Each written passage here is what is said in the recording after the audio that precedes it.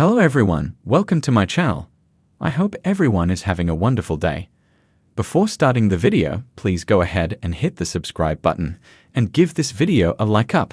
A wrestling veteran recently addressed the rumors surrounding Triple H's future in WWE. He claimed that nobody should feel bad for the game if he gets fired from the Stamford-based company. Over the past few days, multiple experts have speculated about the game's future following WrestleMania 41. Former interim Raw general manager Jonathan Coachman and ex-head writer Vince Russo predicted that The Rock and possibly TKO are planning to remove the chief content officer from WWE. Russo also disclosed that he believes there is dissension between Triple H and the final boss. On the Stevie Richards Show, wrestling veteran Stevie Richards addressed the Hall of Famers position, pointing out that he disagrees with the allegations that The Rock is purposely trying to make the product look bad to get rid of the game.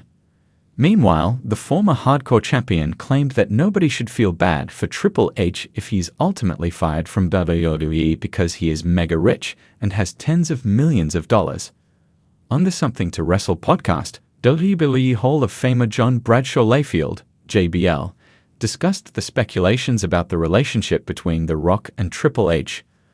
The wrestling legend pointed out that he believes the final boss has already reached the top and does not want more.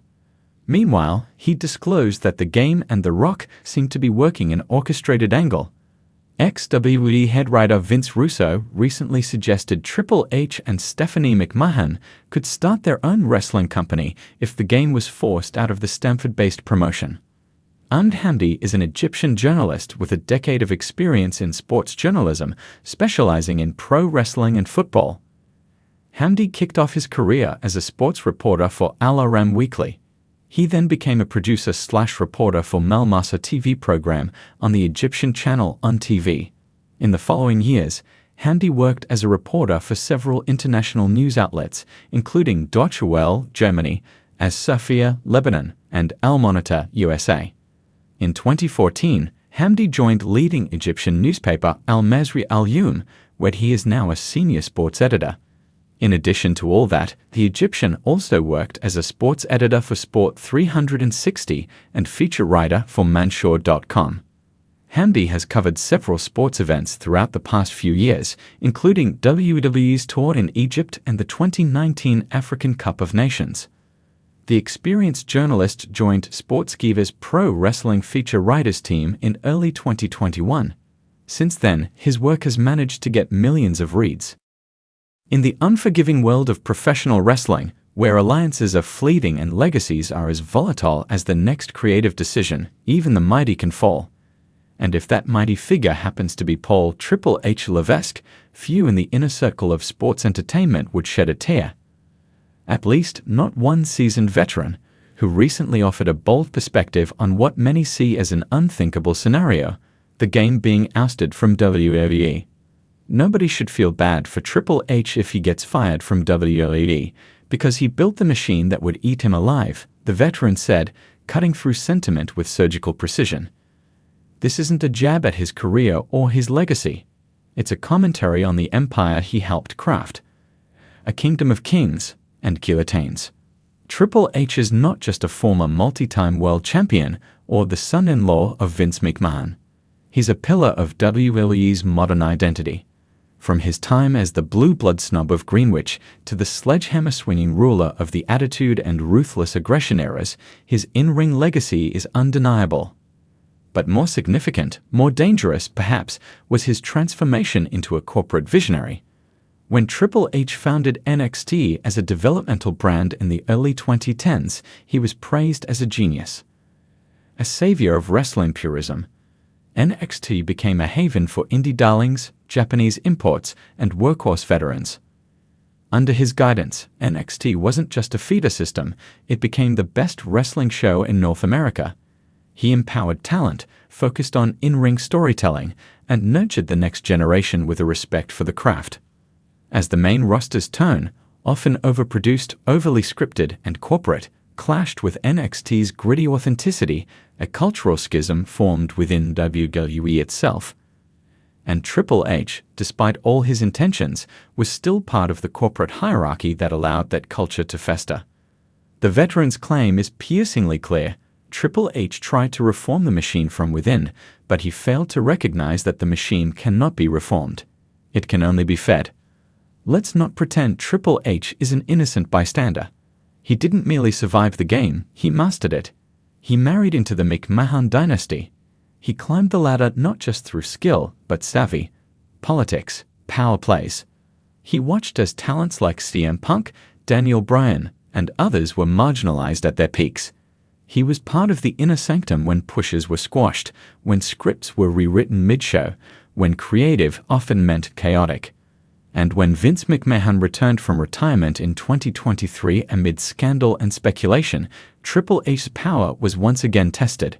He had assumed the creative reins following Vince's initial exit, steering WWE toward a new era of long-term storytelling, coherent booking, and fan satisfaction. For a brief moment it worked. Ratings ticked up, morale improved, the product felt fresher. But like all things in WWE, power is provisional. Rumors swelled, boards changed, stakes shifted. And now, if the axe were to fall, if the headlines tomorrow bled, Triple H fired from WWE, the veteran insists, we shouldn't be surprised. We shouldn't be outraged. We shouldn't even be sympathetic. Of course, the idea of not feeling bad for someone who dedicated decades to a company might seem heartless. But professional wrestling has never been a place for sentiment. Loyalty is not a shield. History is not armor, not in WWE. The same company that ended the careers of legends with little more than a press release would not blink at removing Triple H, no matter how many matches he carried, no matter how many superstars he created. That, the veteran says, is the cost of legacy in a corporate machine. You don't get a gold watch, you get a trending topic. And truthfully, Triple H doesn't need sympathy. He has something far more potent, influence. Whether inside or outside WWE, Triple H's blueprint is etched into wrestling's DNA. AEW, NJPW, Impact, all have felt the ripple effects of NXT's black and gold era. The careers he nurtured, Sami Zayn, Kevin Owens, Finn Balor, Rhea Ripley, and so many more, are redefining wrestling on a global scale. If WWE cuts him loose, the industry doesn't lose a general. It gains a free agent with a war chest of knowledge and a Rolodex full of loyal talent. Imagine what Triple H could do in AEW, where corporate shackles are looser and creativity flows faster. Imagine a new promotion altogether, NXT 2.0 without the Vince filter. Imagine wrestling once again driven by wrestling minds. That's why the veteran says, don't mourn the game if he gets fired. Applaud the opportunity. Professional wrestling thrives on comeback stories, on reinventions, on returns. If Triple H is fired, he won't fade away. He won't pull a Batista and vanish into Hollywood. He won't launch an energy drink or a podcast. He will reload. Triple H is too ambitious, too competitive, too strategic. If anything, the termination of his WWE role might unshackle him from the very system that held back his purest creative instincts. The veteran concludes, Triple H doesn't need WWE anymore.